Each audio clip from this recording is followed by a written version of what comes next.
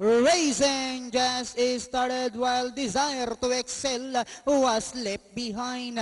We have Shining Crown break quickly at a start, running by the rail is Highway Builder, La Dolce Vita, Being Square, Fire Lady, Matayog. And going along for the first turn, we have Shining Crown by about 3/4 of a length lead. Highway Builder in second, La Dolce Vita is racing in third, Fire Lady is down in fourth, Being Square. Now moving up on the outside, Matayog, half mile distance they traveled. We have Shining Crown by about half length. Highway Builder still in second. La Dolce Vita remains in third. And here comes Being Square. Now moving up on the outside, Fire Lady comes next, Matayog.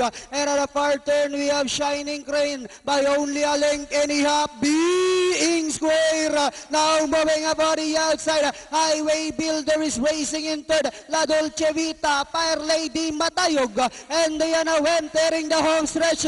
Shining Crown, Being Square is on the outside, but it's still Shining Crown by a length and a half.